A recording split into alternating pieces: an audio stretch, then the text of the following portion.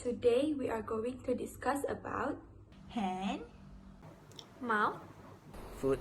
disease. Hey Alif! Okay, what is that?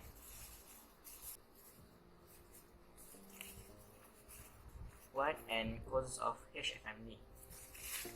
Okay, so what is HMFD?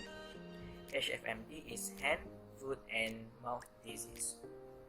It is a common infection caused by a group of viruses, and also it is highly contagious infection. Okay, so what is the cause of HMFD?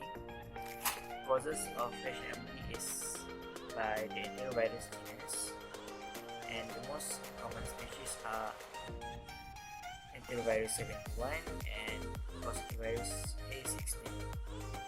Other strains of coccivirus and enterovirus also can be responsible to HMFD disease.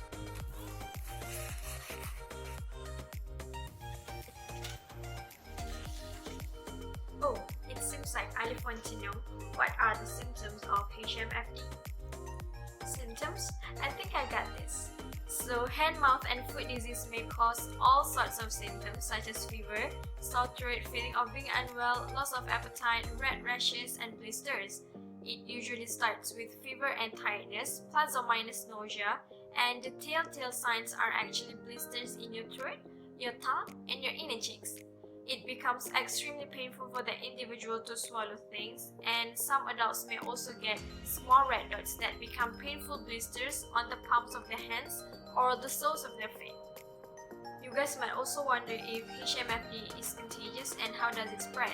To stress it again, yes, HMFD is a contagious disease.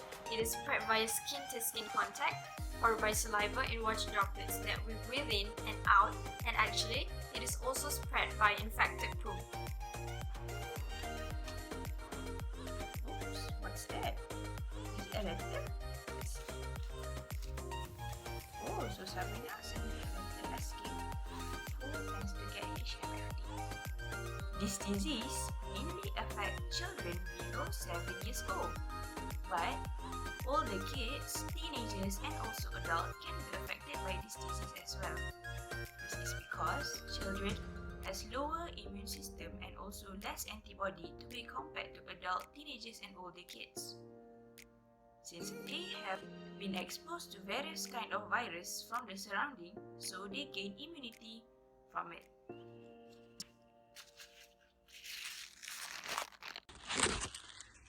okay, what's this? How to treat HMFD disease?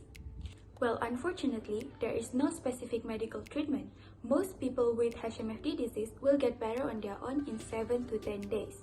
For fever and pain can be managed with fever reducers and pain relievers such as acetaminophen or ibuprofen without prescriptions. And it is important to drink enough fluid to stay hydrated. Other than that, there is also no vaccine to protect against these viruses. No worries, because researchers are working on developing vaccines for this HMFD disease. Here are the 4 steps that you can do to decrease the chances of getting infected. First, wash your hands often with soap and water for at least 20 seconds. Secondly, avoid touching your eyes, nose, and mouth with unwashed hands, because you never know if you got it on your hands. Thirdly, avoid close contact with people who have HMFD. For example, kissing, hugging, sharing cups, and eating utensils.